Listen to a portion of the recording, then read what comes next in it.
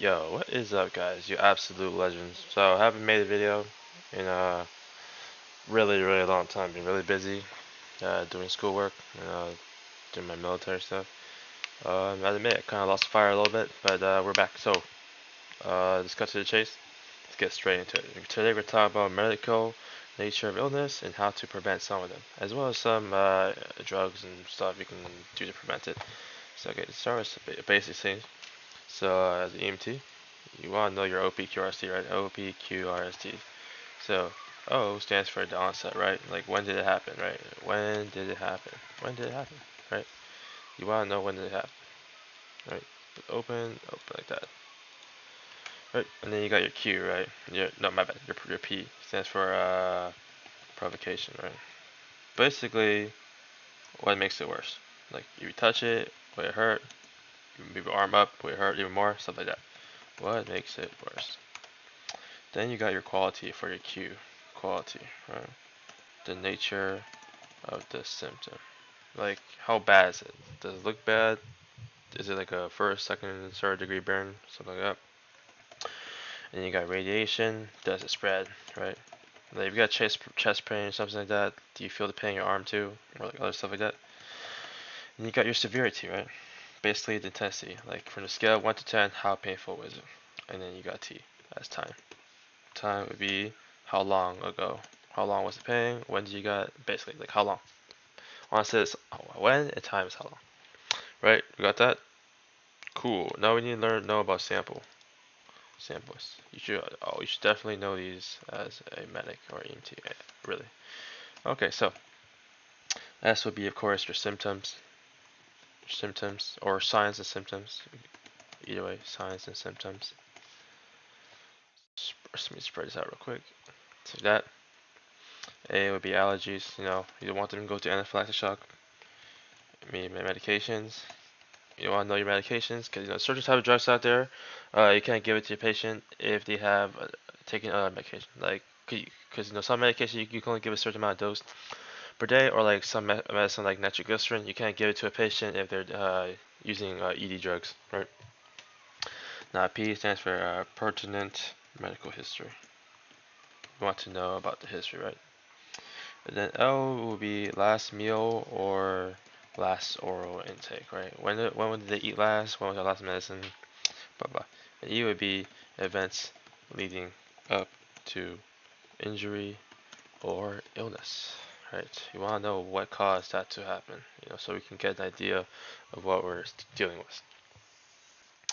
Now, there's a lot of examples of nature of illness. It's different from like trauma, right? Trauma would be something like your arm got ripped off, something like that, right?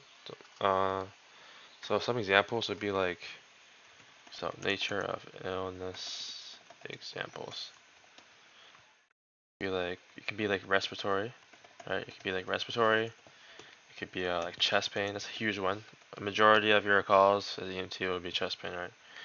Or it'd be like altered mental status, like the person is not thinking correctly. They could be like alcohol poisoning or something like that, or loss of consciousness. You spelled it right. Okay, loss of consciousness. It could be a seizure, right? It could be sepsis. It could be a stroke. That's a possibility. And or maybe just an OD, right? OD. Oops. Or there could be hyperglycemic, hyperglycemia, right? It's like diabetic, right? Hyperglycemia just means they have low blood sugar, right? Some examples, stuff like that. I'm just gonna move that aside a little bit up to the top here. Now, a big one we can do is chest pain. Chest pain. So, like I said, it's the most common one, right? Some common effects would be like, of course, discomfort. It's gonna hurt. It's gonna feel bad. It might feel like a weight on the chest. Weight on the chest. And of course, their skin. It'd be cold and clammy. Cold and clammy skin, right? It's a bad thing. Cold and clammy skin. Uh, it could be a possible MI, which is myocardial infarction. Right? It's a fancy word for heart attack. Uh, if this thing is a heart attack, there's a possibility that the arm could be somewhat tingling. So, intervention for this could be something like give them aspirin. You can give them aspirin. That could be a possibility. Give them aspirin. It's like aspirin's kind of like a painkiller, right? It's a pretty common misconception that it's a blood thinner, and it's just a kind of a little painkiller. It can help a little bit, right? So the actual word for blood thinner will be like a nitroglycerin, not a aspirin. So usually you want to get them. So one adult dose would be about 325 milligrams, and then you sometimes you can take them in like four little more smaller baby doses. Four baby doses equals to around 81 milligrams each, right? And then you got nitroglycerin, which is the one you typically give them. Nitroglycerin, just about right. Yep. All right, nitroglycerin. You want to give them tablets. What it does is that it dilates the blood vessels. Right? It dilates the blood vessels, and like also dilates the blood vessels and relaxes them, and also lowers the blood pressure. Right? Basically, it makes the blood vessels bigger. Right?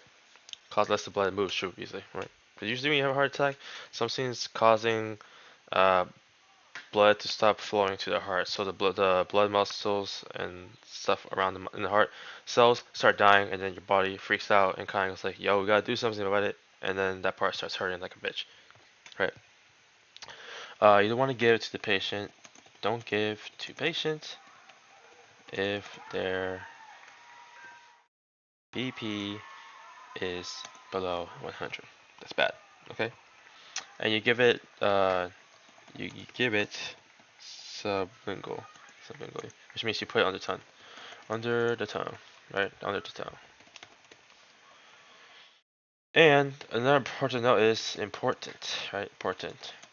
Do not give it to them if they are taking ED drugs. So what ED is erectile dysfunction, right? So yeah, do not give it to them. And also they are in 0.4 mg doses, right? Doses. Don't give them too much. Give them like approximately 15 minutes apart.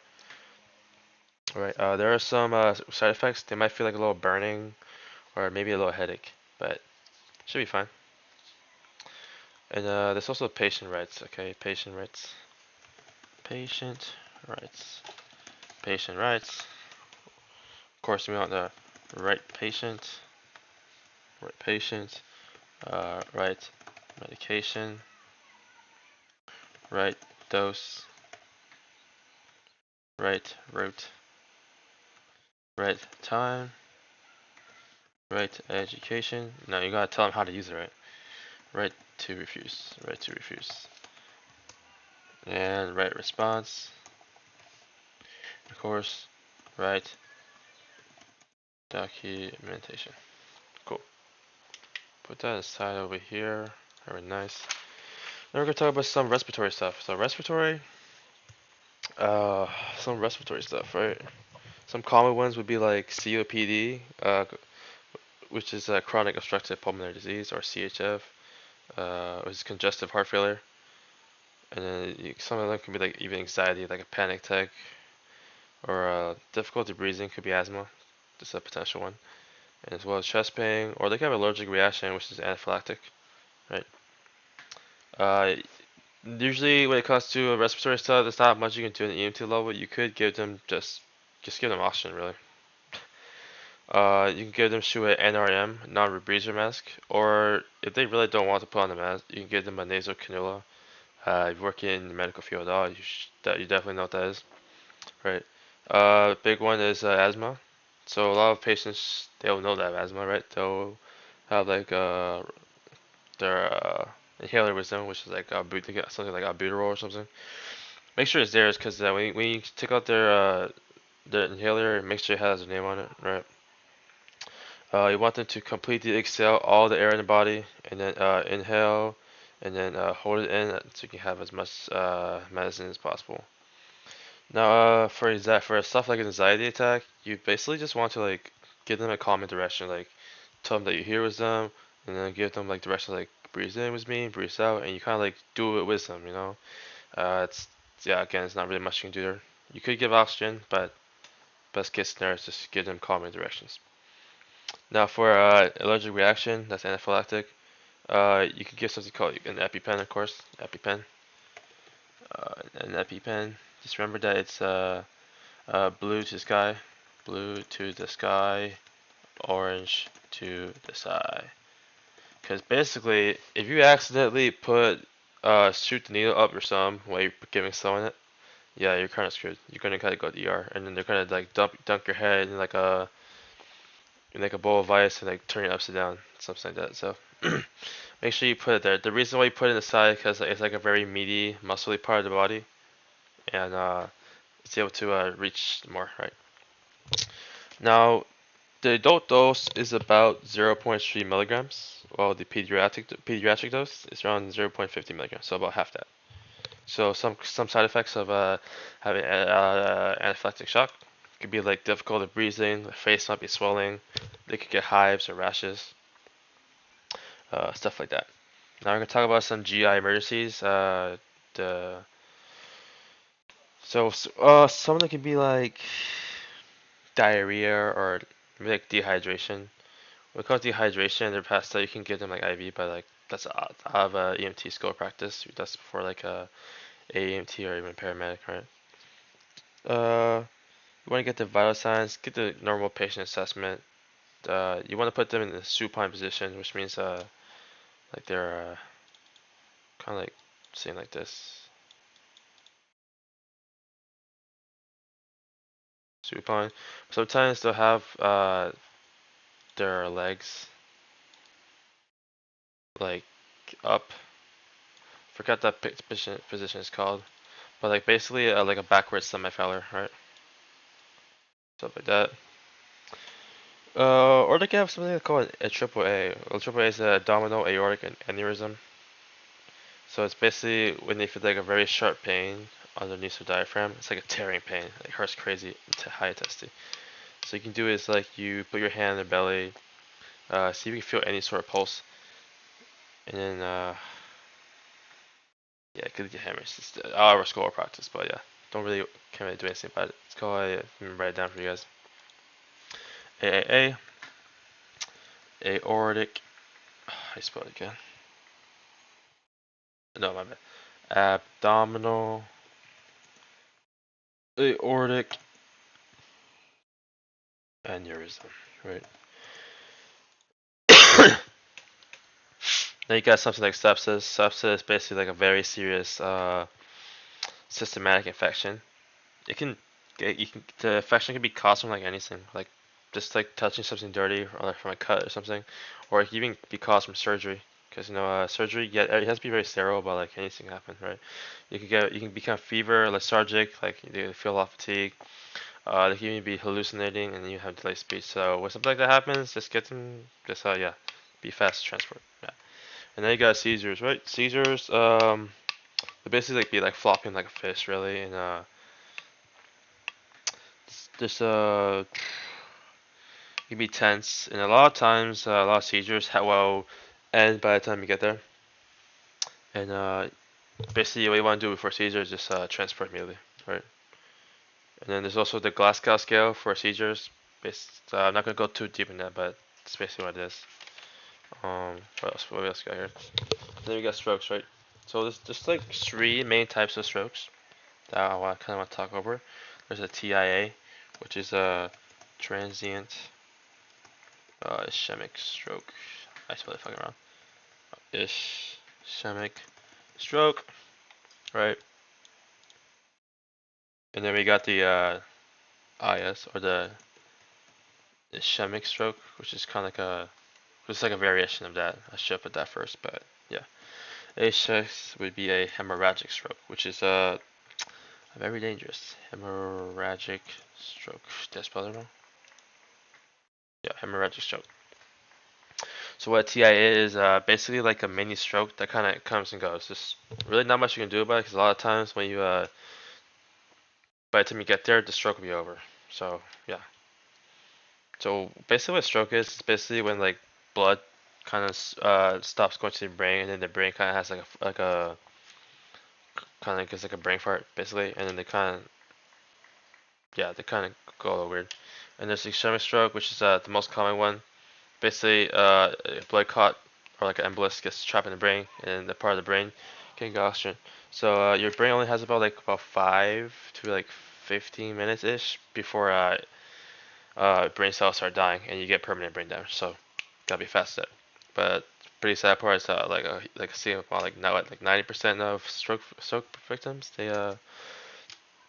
uh they either die or get brain damage. So and there's hemorrhagic stroke, which is bleeds, right? It can cause by like a ruptured blood vessel in the body. We call it aneurysm, and yeah, they could be awake when some of this stuff happened, but it'd be like the worst headache of their life, right? So there's something called the Cincinnati scale, which is basically a way to determine if a stroke is happening. So one of them would be like they'll have like slurring of speech, or part of the face would be kind of drooping, right? Or you can do like an arm drift test where like you put both your hands up and then you tell them to hold it there, and when you let go, one arm kind of falls down a little bit. Or like you have a little grip test, tell them to grip both your hands, and then one side is more stronger than the other one, then you can kind of tell from that. Okay. Now we got more diabetic emergencies. So this one's pretty simple, right? Just mostly patients who are hyperglycemic. Basically, their glucose level is low, and then you basically treat it just to give them sugar, right? You give them like a little sugar packet. Uh, so these, something you can give them like a normally it would be like in a 15-gram dose sugar gel tube, and then you see you can tell them to suck on it like that, or maybe like make like a peanut butter jelly sandwich and just give it to them like that, you know. So the normal blood sugar is about 80 to 120, and you want to basically help them out, right? So the glucose level is low, and they need high sugar to treat it, and they can feel dizziness, weakness, fainting, like when they stand up too fast, something like that. So make sure you check on their glucose level, and they can also be diaphoretic, which means that they kind of sweat a lot, right? Anything below 80 would be considered hypoglycemic, right? So that's bad thing. You want to give them sugar to calm it. And then something called like a DKA, for example, would be diabetic ketoacidosis. This one, DKA, diabetic ketoacid ketoacidosis. Right, I think that's how I spell it. Now going with overdoses. So one common one would be like alcohol poisoning. So it's not really much you can do about that one. They just to vomit basically. They could be drunk, to have improper balance, altered state of consciousness, and they'll have slurring of words. Now the more common overdoses would be like opiate overdoses, right? Opiate overdoses. Spell it wrong. Did I spell every single one? Opioid. So that's seeing as how you spell it. Okay. So it could be stuff like recreational or non-recreational drugs. So they could be using stuff like just like actual cocaine or like maybe like fent, right? They or accidentally overdose of fent, stuff like that. There's a pretty big crisis right now with for fent, so like opioid overdoses are pretty big thing in EMS right now, right?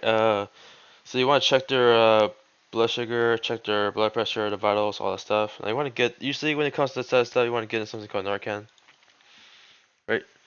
Narcan, or sometimes it'd be called Naxoline. That's how I say it. I think that's how it works. I think that's how I spell it. Here. Bless me. So it's in about 4 ml doses, right? And then usually you give them 2 ml up each nostril, right? You take it through the nose.